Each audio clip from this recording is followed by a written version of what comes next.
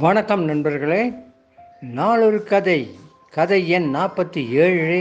3 மாணவர்கள். சொல்பவர் எஸ். நல்லபாணி, பொள்ளாச்சி. தானே எல்லாம், தனக்கு மிஞ்சி எதுவுமே இல்லை, தம்மை விட அனைவரும் தாழ்ந்தவரே. அப்படி எவரேனும் வந்துவிட்டால் அல்லது வளர்ந்து விட்டால் முளையிலே கிள்ளி எறிய வேண்டியதுதான். இப்படிப்பட்ட குணநலன்களுடன் கூடிய ஒருவரை நேற்று பார்த்தோம், மறந்திருக்க மாட்டீர்கள். உலகில் உள்ள 620 கோடி மக்களும் இப்படியாவா இருக்கிறார்கள்? நாணயத்திற்கு இரு பக்கங்கள் இருப்பது போன்று எதிர்மறையாக பலரும் இருக்கத்தான் செய்கிறார்கள்.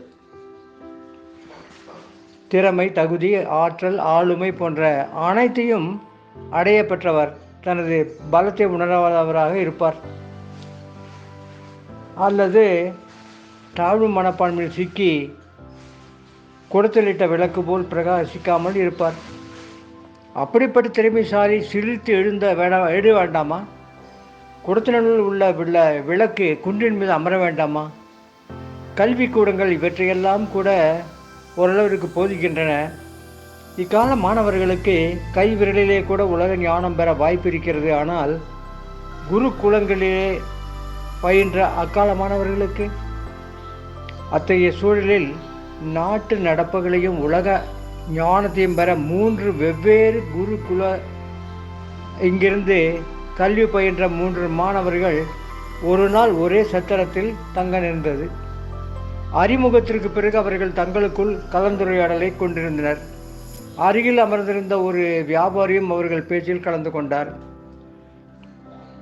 தம்பிகளே, உங்களுக்கு சிறந்த எதிர்காலம் அமைய என்னுடைய மனப்பூர்வமான வாழ்த்துக்கள். இந்த நகரம் எனக்கு மிகவும் பழக்கப்பட்டது. இன்னும் 4 நாட்கள் எனது வியாபார விஷயமாக இந்த ஊரில் தான் இருப்பேன். நாளை முதல் தினமும் ஒருவருக்கு இந்த ஊரை சுற்றி காட்டுகிறேன். எனக்கு தெரிந்த விவரங்களையும் கூறுகிறேன் என்றார். அடுத்த நாள் காலை முதல் மாணவனை ஒரு தனி குதிரையின் மீது அமர்த்தி தானும் ஒரு குதிரையில் அமர்ந்தார். அந்த ஊரின் அரண்மனை, சிவன் கோயில், குருகுலம், அழகிய ஆறு, அங்காடி தெரு ஆகியவைகளை அவனுக்கு சுற்றி காண்பித்தார். மாலையில் இருவரும் ஒரு மரத்தடியில் தங்கி ஓய்வெடுத்தனர். தம்பி, இந்த ஊரின் முக்கிய இடங்களை உனக்கு காண்பித்தேன். பலருடன் பேசி சில விவரங்களை தெரிந்து கொண்டாய். மகிழ்ச்சி. உன்னிடம் ஒரு கேள்வி.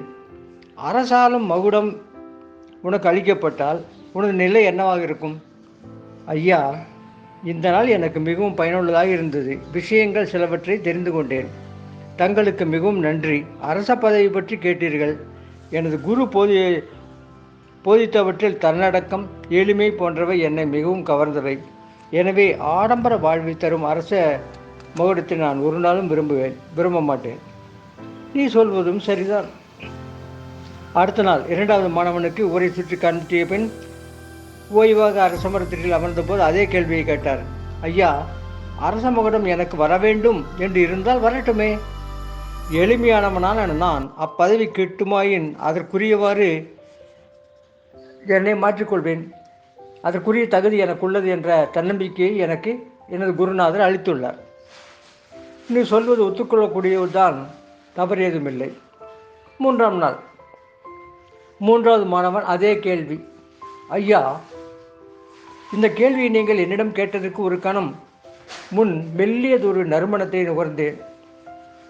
அந்த மனம் இவ்வளவு பெரிதான இந்த மரத்திலிருந்து வருகிறதா என்று நினைத்தேன். உயர்ந்து நோக்கினேன். ஆனால் இந்த மரத்தில் ஒரு மலர் கூட இல்லை. ஆனாலும் அதோ அந்த சின்னஞ்சிறு செடியில் இருக்கும் பூக்களிலிருந்து அந்த இனிய மனம் வீசுகிறது. இவ்வளோ பெரிய மரத்திற்கு ஒரு பூவை கூட அளிக்காத இறைவன் இந்த சின்னஞ்சிறு செடிக்கு எண்ணிறைந்த நறுமண மலர்களை அளித்துள்ளான். எனவே அமர்ந்த முடிவில் நாம் பெரியவனாய் இருப்பதோ சிறியவனாய் இருப்பதோ தகுதி பெற்றிருப்பதோ இல்லையோ அது பொருட்டல்ல. ஐயா, நீங்கள் எந்த நோக்கத்திற்காக இந்த கேள்வியை கேட்டீர்களோ நான் அறியேன். எனது பதில் இதில் அடங்கியிருக்கிறது. நிச்சயம் உங்களுக்கு தெரியும். வியாபாரியாக அறிமானவர், அந்நாட்டு ராஜகுரு என்பதும் வாரிசு இல்லாத அந்நாட்டு அரசன் இறந்ததால் தகுதி வாய்ந்த ஒருவரை மன்னனாக்க அவர் போட்ட வேடம் என்பதும் அரசனாக முகுடம் சூட்டிக்கொண்ட அந்த மூன்றாவது மாணவனுக்கு புரிந்தபோது அவனது கரங்கள் இறைவனை நோக்கி கரம் கூப்பின. நிச்சயமாக நான் மூன்றாவது மாணவனைப் போலத்தான் என்கிறீர்களா? முன்னேற்ற பாதையில் 8 நடை போடும் உங்கள் பதில் வேறு என்னவாக இருக்க முடியும்? நீங்கள் முன்னேறுவதில் சந்தேகமே கிடையாது. முன்னேறுங்கள், வாழ்வில் வளம் பெறட்டும்.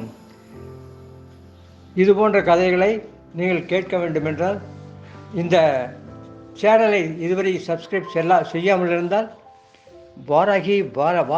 வாராகி ஸ்டார் அதை சப்ஸ்கிரைப் செய்து கொள்ளுங்கள். பக்கத்தில் உள்ள பெல் பட்டனை அழுத்துங்கள். இது போன்ற கதைகளை நீங்கள் தினசரி பெறுவீர்கள். நாளை மற்றும் ஒரு கதையுடன் சந்திப்போம். நன்றி, வணக்கம்.